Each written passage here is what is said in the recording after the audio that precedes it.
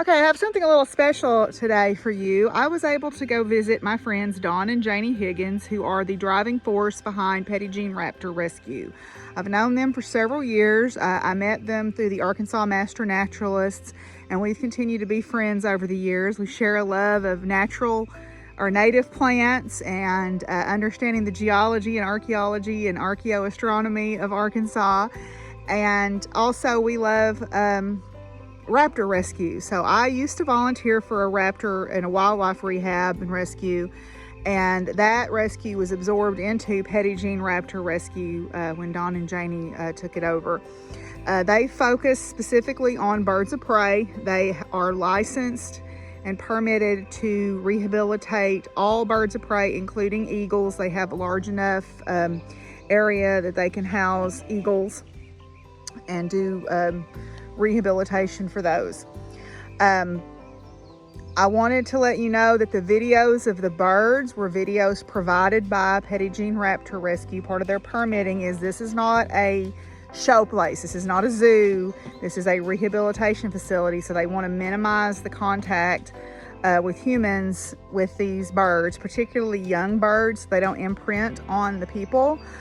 So I did not go into any of the enclosures or anything to take video today. I was respectful of that desire to keep the contact with these young birds to a minimum. So the video that you're going to see of the birds up close is video that has been provided by their rescue. And then also too, these people have permits. They know what they're doing. This is something that they have trained and done, and this is not something that just anybody should try to take on. For one thing, it is dangerous to people because these birds can hurt you, but also it is dangerous to the birds. You do not want to get these birds of prey acclimated to humans, because then they'll be at risk ultimately of being shot or being injured. So they know what they're doing. So anyway, I was really delighted to get to go see their place, and so I appreciate them letting me video today. So I hope you guys enjoy the video. I will link their rescue information below, and y'all can find out more about Petit Jean Raptor Rescue.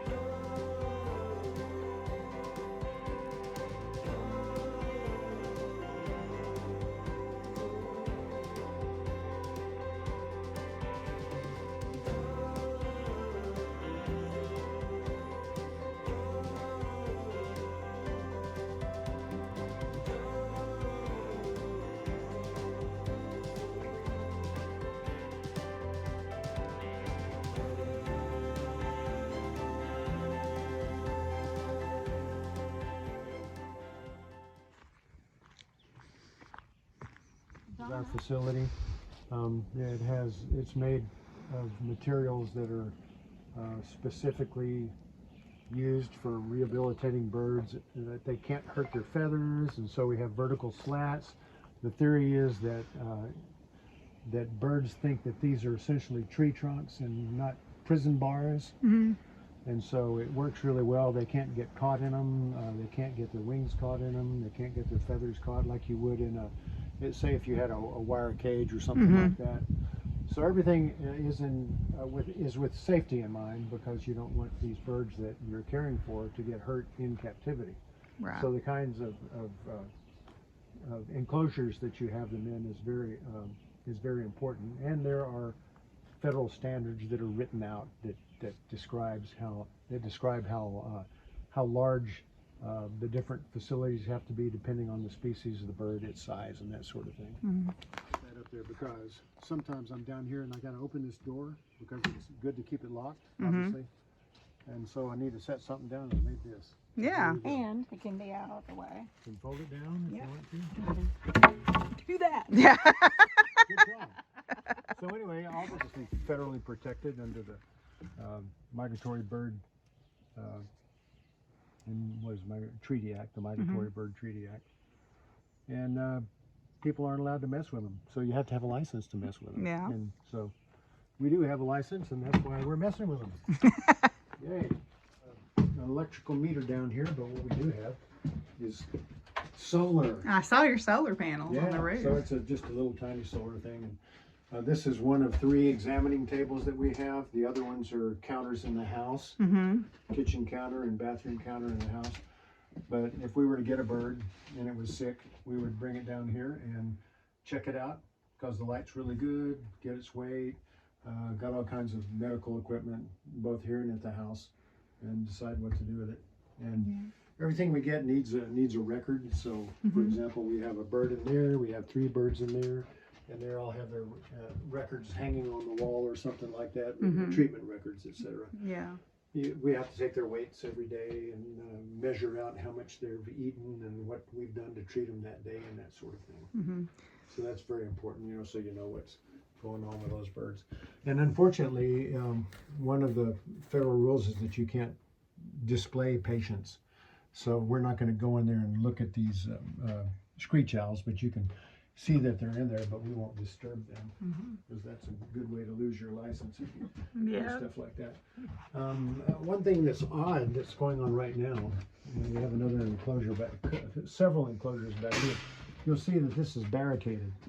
It's barricaded because the distance between the slats is not too small to prevent the entry of a Carolina wren. Oh. So we have a nest of wrens back there. Which is a temporary inconvenience. Yeah.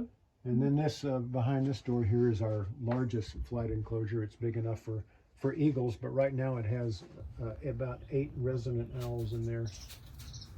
So those are barred owl, young barred owls that are getting ready for release here shortly. So these babies came to you, were they sick? Were they injured? Did they fall out of their nest? How did they end up? Yeah, here? some of Yes. all of the above. Yeah. Yeah. What generally happens this time of year is you have these birds of prey. Owls usually start first, and then the hawks and the eagles they start a little bit later. But it's this time of year when nature calls, springtime, and they start to reproduce, and birds grow. We have bad weather. We have a lot of storms. Sometimes the babies get blown out of the nest, and somebody will find them at the bottom of the tree and obviously want to save them, and they'll be in trouble because it'll be in the middle of a neighborhood in Little Rock, and these people will have dogs, and the neighbors will have cats, and if you don't pick up the little ball of fluff, it's going to die. Right. And it'll be eaten by some animal. So there are the babies that we get that have to be saved. There's a little bit later in the cycle when after they've grown a bit, like say 4 to 6 weeks or so, they're too big for the nest and they got some feathers and they can actually move air with their wings and they jump out of the nest.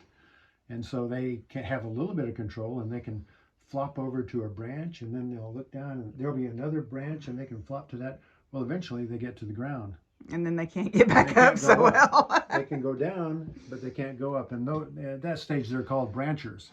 So normally what happens is the parent bird that has 2 or 3 babies has, now that its babies are spread out over, hundreds of square feet, and they got to watch them. And then some guy comes along or some lady comes along and says, oh, I need to save that baby, which is the worst thing. Right. Because you want to save them and their parents are up there watching saying, leave my baby alone.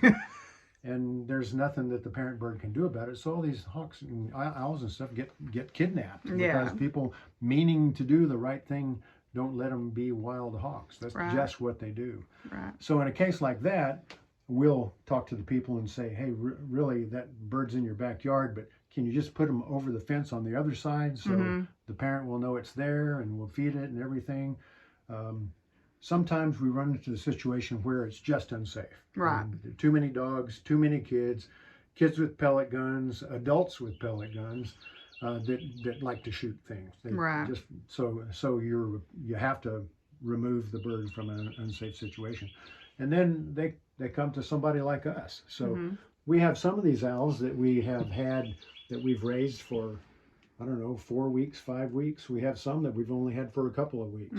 But generally speaking, they're about the same stage in development because they fell out of the nest or got blown out of the nest or jumped out of the nest at various times during development. But now they're pretty close to all the same. And we're getting close to the time where they need to go make it on their own. Learn how to be birds. Yep, learn how to be birds, and that's a process called hacking that we can talk about if you Okay. want.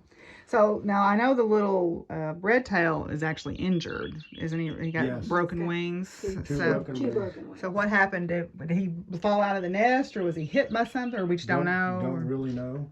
Just somebody found him in a yard and at the bottom of a tree, Mhm. and he was too little to have jumped out on his own, just Right. a little ball of fluff. And so Mhm. the birds, they might nest 60, 70, 80 feet up in the air, and a little tiny bird jumping out of a nest or being blown out of a nest or falling out of a nest, whatever, is going to be injured a lot of times. And so he was. And he's got a broken ulna and humerus Mhm. and Radius. some a radius, sorry, and has some metacarpal damage on the other one, Mhm. and he's just too small to have Yeah. surgery. Right. We've had some that had to have surgery, maybe had a pin put Mm-hmm. in or whatever, but he was too small. Yeah. So the goal here is these are not pets. The goal here is to get these birds back out being wild birds. The goal is release. Right. And we want them to rejoin the wild population. We don't want them to have anything to do with people. We want them to hate our guts. Stay away from people. Because You we're, know, And we're they trouble. usually do. We're trouble. yell at them. We tell them they're ugly. We tell them That's where I'm going wrong. Yeah. So now you do all of this because the medication and everything is weight based, right? So you've got to take really precise measurements of the bird and And the food is and weight based. yeah. everything. And we do it in grams. I mean, you could do it in pounds and ounces, but we just do it in grams. And then the different food that you feed wild animals is a different quality. So we have to be conscious of the nutritive requirements, the nutritional requirements of the birds.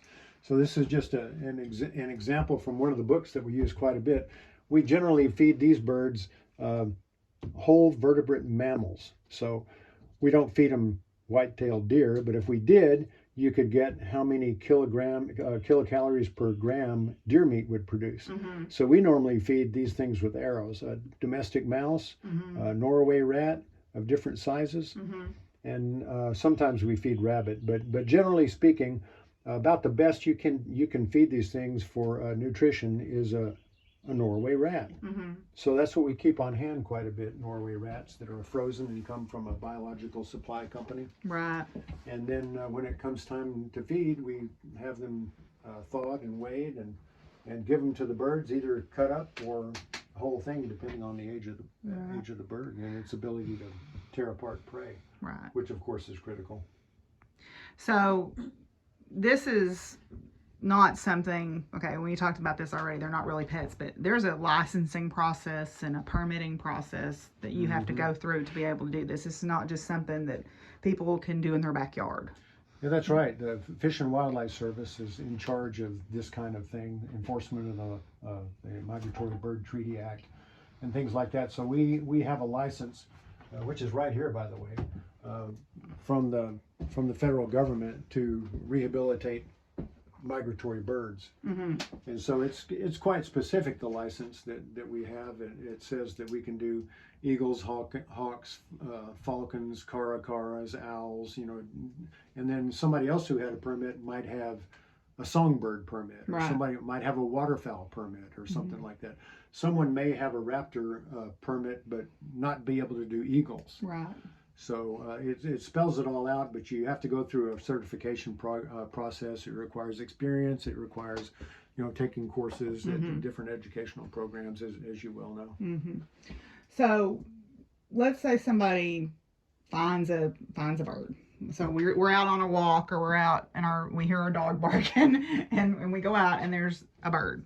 And we'll assume for purposes of this, because you talked about the babies, let's say there's an injured bird, like a car strike or something. We see it laying on the side of the road, but it's still alive. So what's the right thing to do?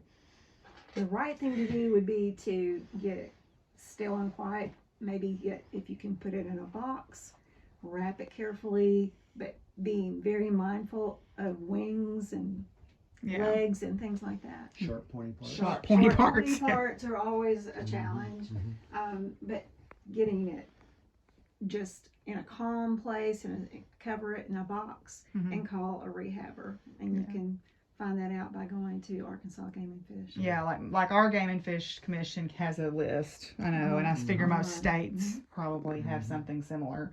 So, but the idea is to get it still, but not flapping around and hurting itself. And then, and also don't feed it, probably. Don't feed it. Probably not. Don't feed it apples or fish sticks or whatever. But you can't expect someone driving down the road to be an expert on raptor diet. Right. And you also don't want somebody driving down the road to walk out in the middle of interstate to pick up a bird. So if you can get this bird out of an unsafe situation, if it's been hit by a car, for example, then you should do it, but certainly not at the risk of your life or the risk of somebody else's life. Occasionally we'll get a call and I'll end up trolling interstate, driving up and down because somebody had seen a downed hawk there. Yeah. And usually you don't find it because it's flown off. What happens, they bounce off a car and they get concussed, and their bells are rung for a while, and then they just sit there. They just sit there by the side of the road. Every once in a while, they'll come to and fly off. Most of the time they're hurt worse than that, but sometimes you just have to realize that sweet little bird that's huddled up by the side of the road is probably in shock or barely conscious. Right.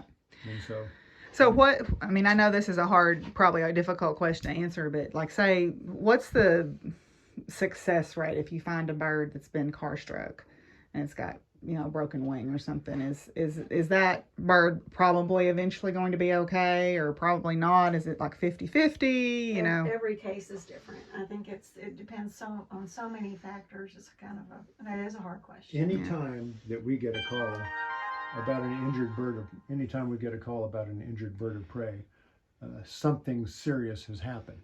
And so you don't just find a hawk if everything's normal. I mean, most days you don't find a hawk if everything's just normal. So if it's been hit by a car, obviously big trauma. If it's fallen out of a nest, big trauma.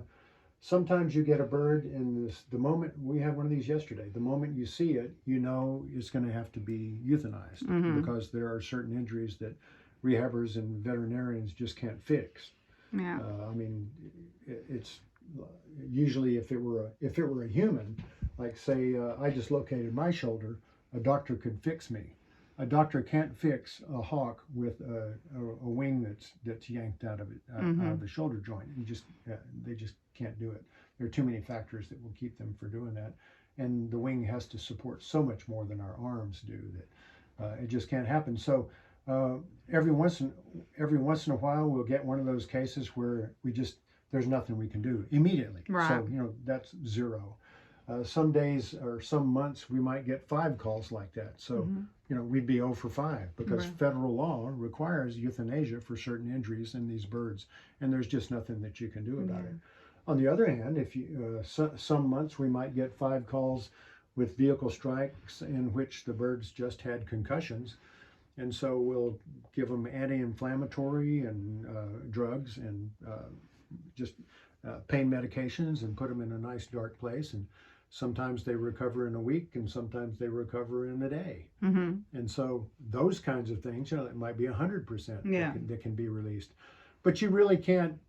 We really have no idea what kind of injuries that we'll get and whether they can be healed at all.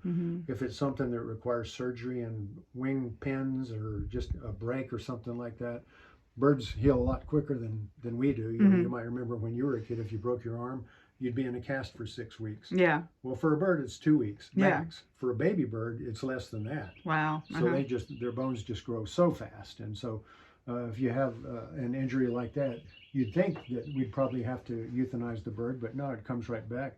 We had a bald eagle a couple of years ago that had a broken ulna, one of the big bones in the forearm, and had been like that for ages. And all we had to do was just wrap the wing tight so it couldn't move, and that bird was on her way within a month. I mean, she was just good to go. Sometimes it takes less time, sometimes it takes more time. It depends, like Janie said, on the individual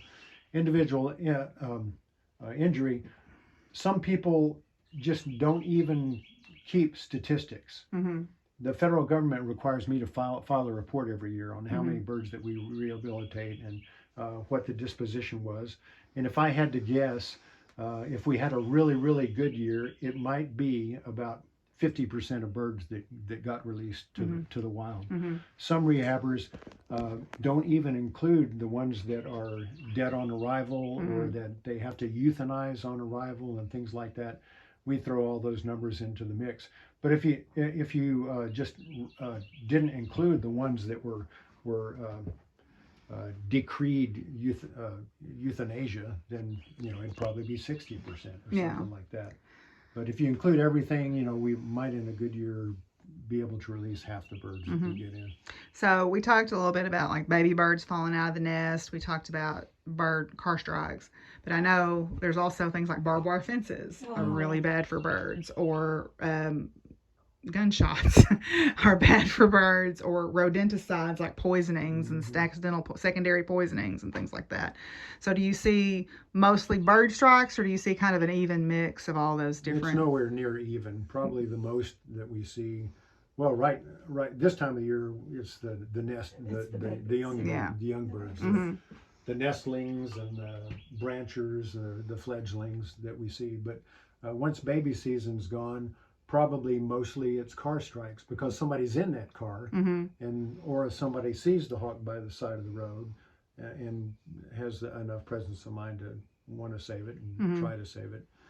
The most gunshot victims in hawks we wouldn't see, because if you're going to shoot a hawk, you're not going to do it in somebody's neighborhood. Right. But you'd be surprised. We had a case in Fort Smith where we got a hawk that was so badly injured that it died, but it had been shot by somebody who kept chickens and ducks in a subdivision. In a subdivision. A subdivision, and this bird died, and so it died on a Sunday, and so Monday we took it to get an X-ray, and there was the evidence.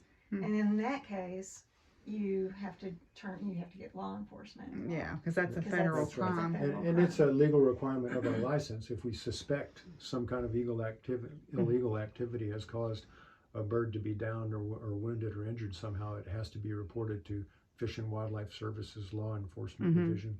Okay. So, and then I guess the last one is rodenticide, like secondary poisoning from rodents. So that's why you try to encourage people not to use rodenticides, I guess, whenever possible, because your owls and stuff eat a lot of mice, a lot of field mice. They do, and we're particularly worried about it right here, because there are people here in the neighborhood who feed deer. It's a tourist area. They feed deer. They put out deer corn. You put out deer corn, you're going to have rodents. Yeah. Other things are going to come eat the deer corn. So then what do? Well, you poison the rats, because you want to have people around, but you don't want them seeing rats because tourists. And when that happens, the rat eats the poison, doesn't kill him right away. Causes internal hemorrhaging, and the rat goes wandering off, and the rat's not in tip-top condition, so he's not running that fast. He's not that wily. He's on the decline. So some owl says, "Oh, look, there's a juicy rat, really easy for me to catch." Yeah. Especially like these babies that are about to turn loose. They'll see one of those rats, they'll eat it, and then the same thing that happened to the rat will happen to them. They'll get all sluggish, and then they die. Yeah, because that poison doesn't go away in the rat. It stays in the environment. Yeah. It stays in the environment, and of course, another predator could eat that owl and get poisoned again. For example, great horned owls often predate on barred owls. So there's just no end to that rodenticide problem. Okay, cool. I won't do it now because they'll think it's time to eat. But a couple of blasts of the whistle, then they get fed on hacking board, essentially a board that's on a post in their flight enclosure. So when it comes time for them to go, I'll lower that door that you see on the second floor there, and then the hack board will be on top of that door, and so they'll know that from then on out, that's where they're eating, because I'll do the whistle and everything. So and there goes one. So he heard you talking. He's like, "Oh, hello." So they'll be out here, and they'll be sitting in these trees, and then knowing that they can eat there if they want to. But eventually they'll start to range Mm-hmm. and get to a point where, you know, one day they'll see that mouse or they'll see that frog or whatever, and they'll fly down and eat it. And eventually they'll go, I'm not hungry. I'm not even going back to the heck board anymore. Okay, so it's I like equate it to teenagers. Yeah, They're yeah. having teenagers, and they're slowly getting. a yeah, little they'll more still bring the independent. laundry home to mom sometimes, Right. but then they get more independent. And Or the one car other keys. thing that I'll do when we turn those things loose is you can see that there's some sharp metal edges there. Mm-hmm. So I take slit pool noodles and Mm-hmm. put them over there, and So they don't get into that. well, we don't want them to land on that thing and cut their feet. Yeah. So so there'll be a pool noodle to blunt the edge there. There won't be any sharp surfaces where they can get hurt. So are barred owls solitary? Like they don't hang out in groups necessarily? No, Or- when they're little, they do, obviously, because they're, you know, it's normal for several birds to be in a nest. But barred owls get sexually mature by maybe age 2 or a little after. Mhm. So these birds they'll hang around with each other, and maybe some adults will find them, but it won't be too long before they will want to find their own territory. Mm-hmm. And then they'll have to spread out. Yep. So you've got the barred owls, and barred owls they are out some during the daytime, right? They are diurnal and nocturnal, or are Not they mostly very much. nocturnal? Yeah, they're mostly nocturnal. We may scare one up. Yeah. They'll spend the day in a tree, you know, with thick leaves, like one of these Mhm. trees, but they don't really actively hunt until it starts getting dark. Since they are obviously subject to predation by some other animal, you know, it behooves them to find a really nice, safe place. Mhm. And so they're not completely zoned out during the day. This is kind of a semi-conscious state most of the time for owls during the daytime. And if, as you know, if crows or mockingbirds or something find a hawk or an owl, they'll mob them during the day. Then they'll have to relocate, but they don't like that much. Yeah. And then you got the little screech owls, and they're nocturnal also. Yeah. And they're tiny little things. You never Tiny realize things. how tiny they are. They're so small. Everybody thinks, oh, I found a baby owl. And I'm like, are you sure? Or is it an adult screech owl? I just, you know, whatever came up, I just paid for it out of my pocket. Mm-hmm. But boy, with these guys, all these owls, it just started to get so expensive. You know, like $40 or $50 a day to feed these things.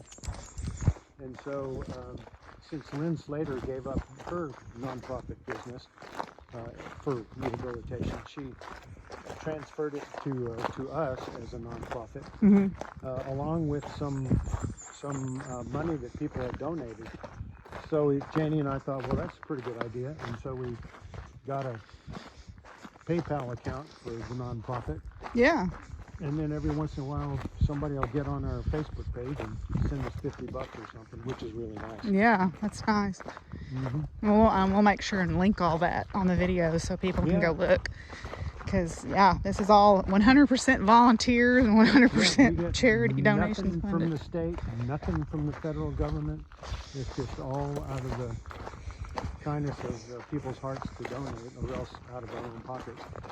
But it can get kind of interesting. For example, depending on the problems I have when I examine a bird, if there's a suspicion of a broken bone, or I can feel a broken bone, I got to get an X-ray so it can be properly treated.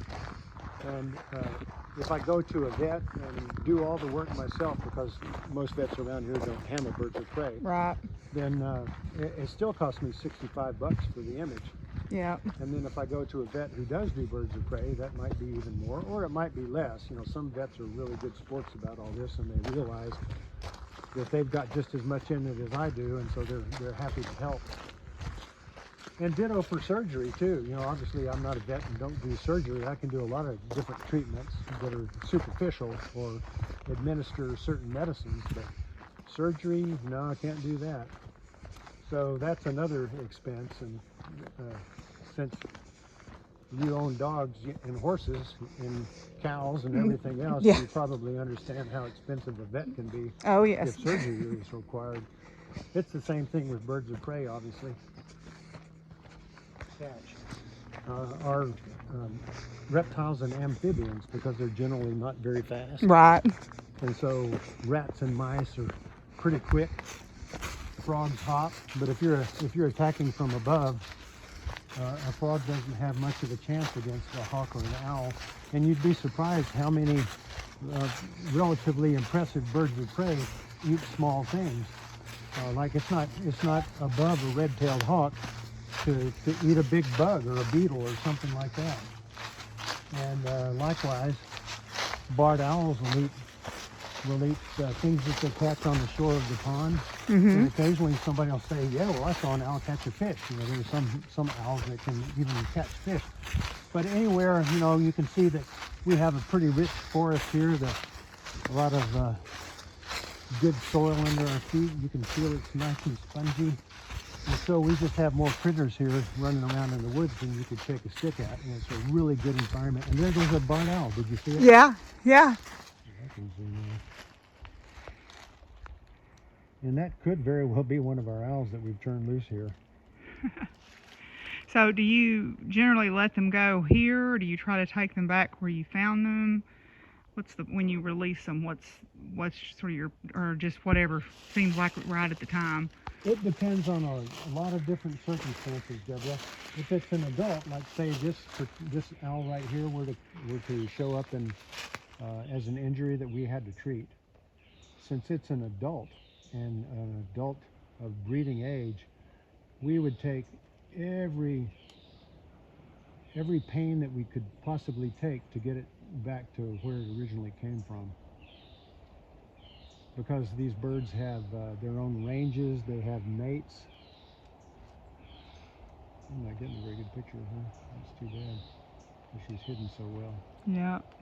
So if it's an adult bird, we try to get it back to where it came from, right. Because most birds of prey are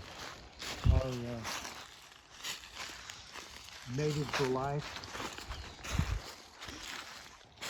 And so it's important to get it back to that mate during breeding season. Obviously, you don't want to, all the load's going to be on one parent if you can't rehabilitate the other parent that got injured. If it's a baby, though, babies can be turned loose just in the appropriate habitat, the appropriate safe habitat.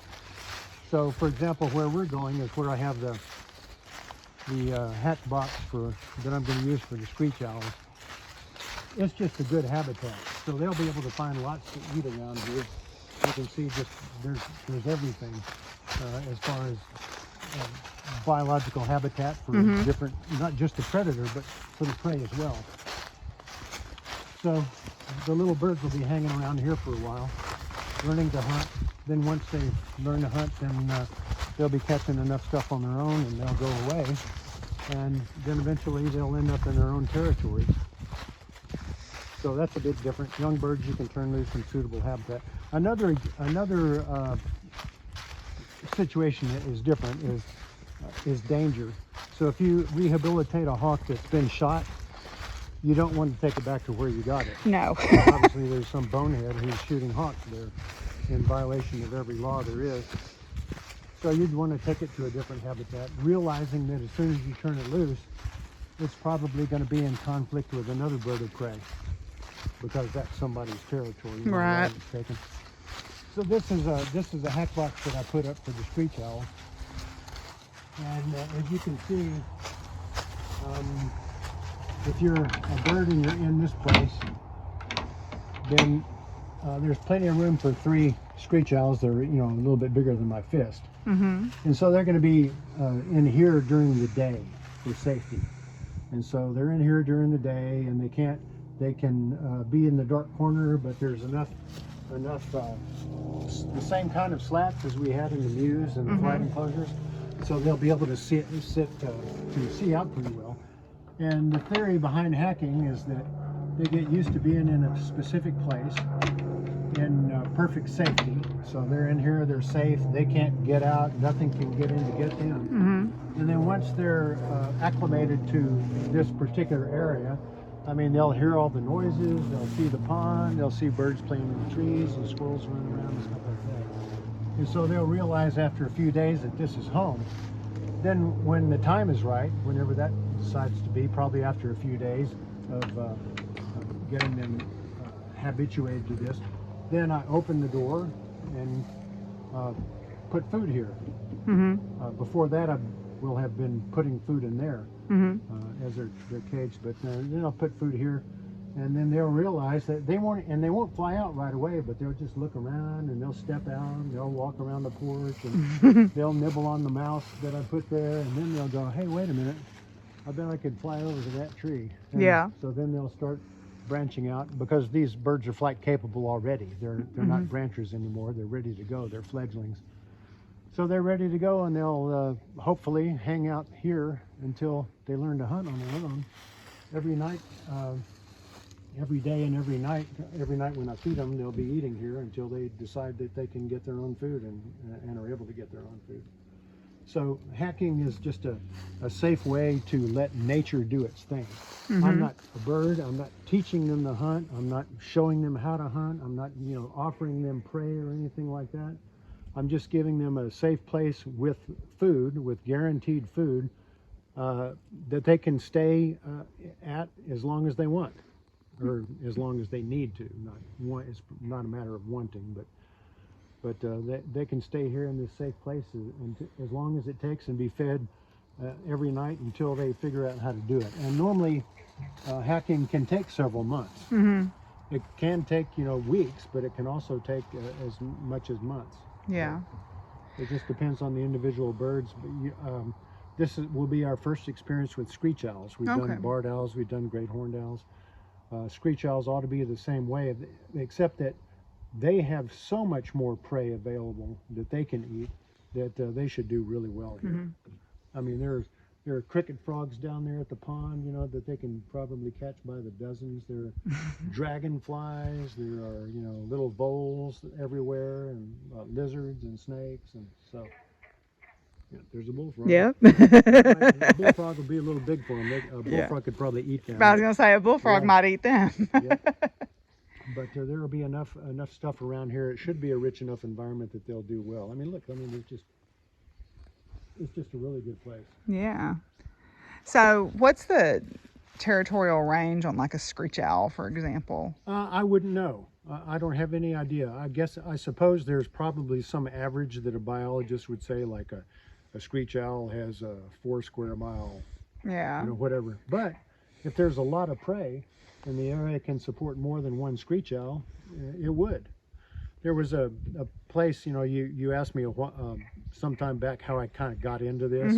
I've been working with birds of prey since 1972. So I started off training falcons. So I was a falconer at the Air Force Academy for 4 years. And then after I got out of the Air Force Academy and started flying jets, occasionally I'd be at some place like England where a falconry was popular. So I was able to handle birds of prey there. And then once I had a tour to Idaho, which is home to the birds of prey natural area along the Snake River. And whereas you might have a red-tailed hawk every few square miles here, there were something like 17 per square mile there, because it was so rich. They had these little animals. Let's see, Townsend's ground squirrels, I think, were about the most numerous prey species that all these birds could eat. And so you have this huge concentration of birds around the Snake River, just because it was a place where everybody could eat. So you'd have a golden eagle nest, and then you'd have a red-tailed hawk nest, and you'd have a great horned owl nest, and so everything was there because there was enough prey to support them. So the ranges there, the territorial ranges there, were probably very small. A place like this, I would imagine a screech owl probably, I don't know, a square mile maybe. Yeah. So it'd be eventually be a pair of owls, wouldn't it? After they get mature. Of course, when they're babies, they'll just cluster together. Well, they'll go wherever they can. Yeah. It's like the Melian dialogue. The strong do as they will, the weak do as they can. That sort of thing. Yeah. So you talked just a little bit about the hack. You talked about the hacking, but I know there's been some times where you've had to do live prey training for some birds. When does that become necessary? Well, for any bird that's been injured, some injury that affects its ability to fly and hunt, it could be an eye injury, it could be a leg injury, it could be a wing injury. before you turn them loose, you have to make sure that they can still Survive. do the business. Yeah. They got to be able to take care of business. So rehabilitators then would do what's called a live prey test. So it's a controlled way to figure out if the bird's really ready to go. So we'll do a bunch of things before then for damaged birds. We'll fly them on a long string called a crayons, because in a flight enclosure, it might only be 30 or 50 feet. But if you have them on a crayons or long line, then they can fly a couple hundred feet, and you can see if they can bank and climb and descend and all that kind of stuff. Well, even if they can do that, if they can't catch prey, well, they're going to die. Right. So we'll take some, depending on what it is. I think once for a bald eagle, we did live prey testing with a rabbit, because an eagle probably not terribly interested in a tiny mouse. But most of the time for owls and stuff, it's just a mouse. So under controlled circumstances, at the right time of day, we'll release a mouse into the environment where the owl should be able to see and catch it. And then we won't release that owl until he's able to do that. Yeah. And ditto for hawks or whatever the bird is. So, oh, there's an owl box. I just noticed the owl box up there. I meant that. Yeah. So you had said that you've done red-tailed hawks, and I'm assuming other kinds of hawks too, and several different types of owls and eagles and all of that. So I guess you want to share like a memorable, is there one particular memory of doing all this work that stands out? Oh, there are lots of wild goose chases. Some rehabbers won't even respond if you say, well, I saw this injured bird somewhere. Right. They will want you to have it in your control, in a box, ready to be picked up. They don't want to go out and chase it. Well, I'm one of those guys who doesn't mind chasing. So a couple of memorable things. One time we got a call from a lady in Pottsville who had an injured black vulture in her yard. So we went there, and sure enough, sitting under the tree in her front yard was this black vulture, and it couldn't fly. So I thought, well, we'll just take it and get the x-ray, see if we can fix it. That thing took off running, and her husband and Janie and I chased it through thick woods for maybe an hour before we gave up, because although it couldn't fly, it could run like the dickens. And we were never going to catch that black vulture. Yeah. But then another one that ended up even better than that was a bald eagle down at the Lentz Sand and Gravel plant there at Riverview, between here and Marlton. And they had a nest of bald eagles in the trees there near their facility for decades. And then one day, the young man of the family was out on his machine doing whatever he needs to do to get sand and gravel all heaped up for hauling. And he saw one of his eagles on the ground. And it upset him terribly, because, he'd grown up with those eagles. And so he called Game and Fish. Game and Fish called me, because Game and Fish doesn't do this sort of thing. And I showed up at his place with a pet carrier and a net and a blanket. So I thought, well, I'll just go pick up this eagle. So he told me where the eagle was, and I went over by where the eagle was, and immediately it hopped up and over grass tussock, over a bank, and into the slough. Oh no. Yeah, it was right on the Arkansas River. So this would have been like in April or May. It wasn't that cold, but I hadn't been swimming that year.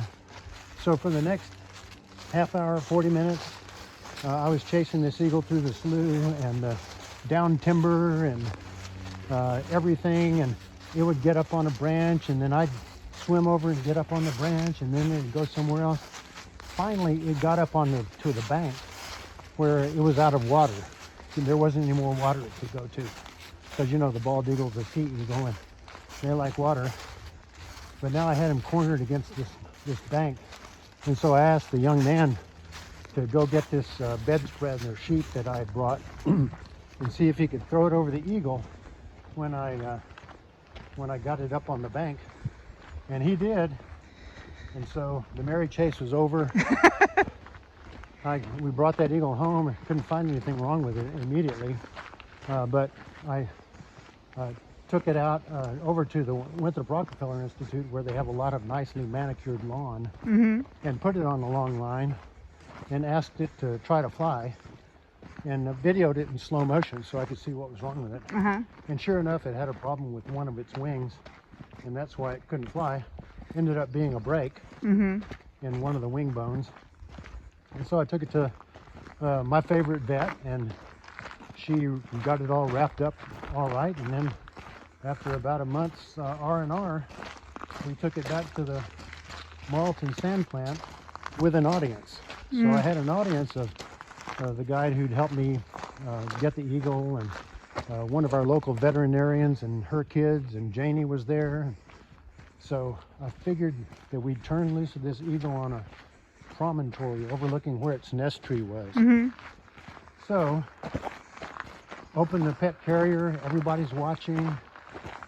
Eagle steps out, flaps its wing one time, and goes over the bank and lands in a little sumac tree.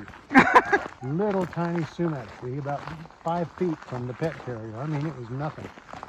So I'm thinking, oh, this is horrible. So embarrassing. I'm gonna have to take it back. Obviously, there's something wrong with its wing, and I exhibited bad judgment. This bird wasn't ready to go, and just really feeling bad. So I went around the embankment to pick up the eagle, and then when I got kind of close to it, it blasted out of that sumac tree straight up into the air and flew for about 1.5 miles before it landed in one of the trees. I mean, just cruised, just like thumbing its nose at us. So that was the money shot. Yeah. So that ended up pretty well. Boy, that thing just flew and flew. I thought it would go to the closest tree once it got up, but no, it just cruised around, because it was, its neighborhood. Yeah. So that was one of the best ones. Cool.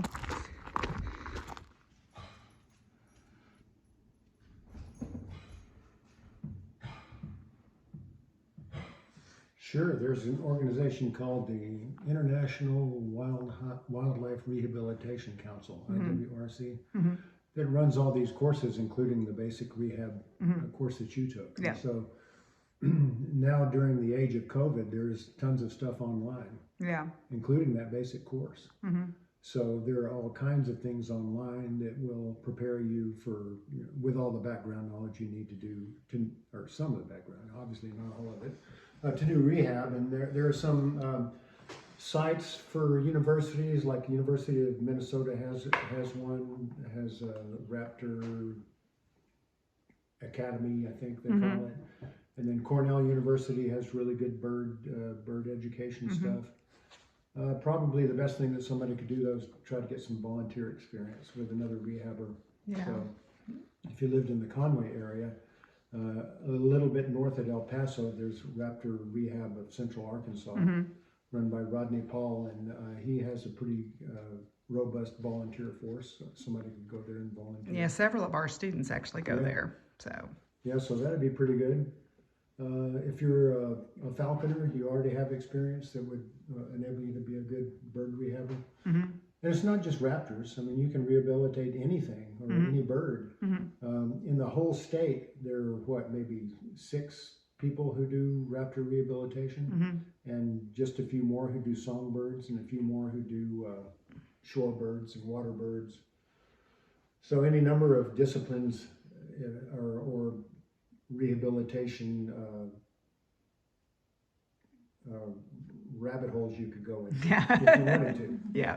Just all kinds. And some people rehabilitate reptiles and amphibians, and some people, I don't know of anybody who does, like insects, tarantulas or anything, but just about any other animal that you can think of, deer, raccoons, possums, like Janie said, mammals. There are just all kinds of things. So it depends on what you're interested in. But if you're interested in birds of prey, how are you going to get experience handling birds of prey except by volunteering with somebody who handles them?